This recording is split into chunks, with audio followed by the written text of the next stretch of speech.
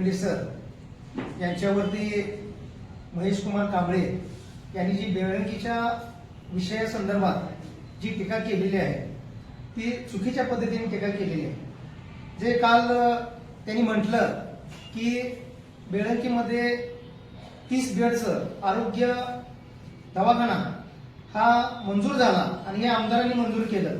कोण मंजूर केलं, काय मंजूर केलं याच्याशी आमच्या शिवसेनेच्या कोणत्याही नेत्यांना किंवा कार्यकर्त्यांना पडलेलं नाही, परंतु त्या गावच्या स्थानिक नेत्या भाजपचे सरपंच आहेत आमच्या डॉक्टर सारिका शिंदे मॅडम यांच्याबद्दल त्यांनी काल वक्तव्य केलं की त्यांचं प्रोटोकॉल प्रमाणे त्यांचं नाव त्यांच्या त्या कार्यक्रम पत्रिकेमध्ये नाही। प्रामुख्यानं मला असं म्हणायचं आहे की मिरजमध्ये एखादं शासकीय दवाखाना असेल किंवा इमारत असेल तर शासनाच्या योजनेतून उभा केलं आणि त्या कार्यक्रम पत्रामध्ये विद्यमान आमदाराचं नाव नसेल तर त्यांना चालेल का? माझा थेट त्यांना प्रश्न आहे। तसं डॉक्टर महेश कुमार कांबळे यांनी त्या मॅडमांच्या बोलण्याच्या पाठीमागं आमचे वनखंडे सर यांचा हात आहे असं त्यांनी डायरेक्ट आमच्या सरांच्या वरती आरोप केला। त्यांना माझं आव्हान आहे की त्यांनी स्पष्ट करून दाखवावं की वनखंडे सरांनी सांगितल्यानंतर त्या सरपंचांनी असं बोललेलं आहे। म्हणजे एक म्हण आहे की करून गेलं गाव आणि टिंबाटिंबाचं नाव, म्हणजे काही जरी केलं तरी वनखंडे सरांनी केलं। उद्या मिरजेच्या आमदारांना मंत्रिपद मिळालं तर वनखंडे सरांनी केलं असं म्हणावं, असं पण मी डॉक्टरांना विनंती करतो।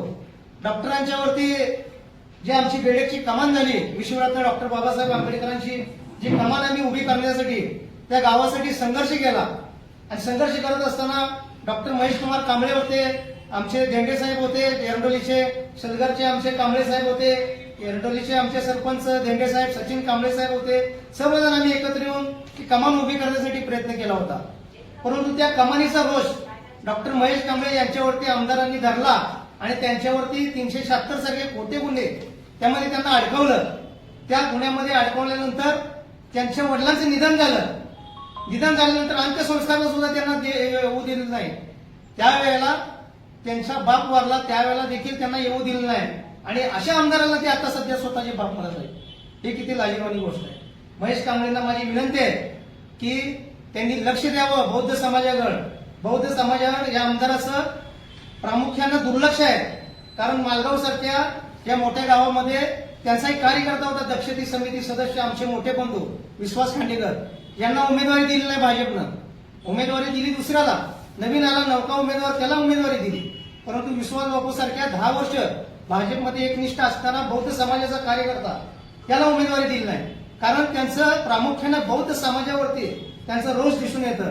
म्हणून मी माझं म्हणणं आहे की डॉक्टर सारख्या कार्यकर्त्याला असं काहीतरी पुढे बोलून चांगलं काहीतरी त्याच्याकडून वधवून घेण्यापेक्षा त्याला कुठेतरी एखाद्या चांगल्या विभागावरती किंवा डीपीडीसी मध्ये किंवा नगरसेवक स्वीकृत नगरसेवक पद देऊन चांगलं कार्य करावं आमदारांनी।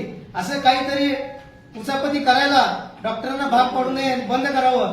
कारण आमच्या नेत्यांनी कोणालाही कोणत्याही पद्धतीचं कोणाला शिकवणं आणि सांगणं याच्या पलीकडे जाऊन काम करणारी शिवसेना ही आमची काम करत असते। इथून पुढे सरांच्यावरती टीका करत असताना महेश कुमार कांबळे यांना माझी विनंती आहे, कारण विचार करून आपण बोलावं। कारण काही बाजारात म्हणे की बोलणारे जे एरंड्या कापतात न बोलणारे शेंगदाणे पण खपत नाहीत, तर एरंड्या आपण खपवत बसला ते आता खपणार नाही। शेंगदाणे आमचे न बोलता आपले इकले जाणार आहेत।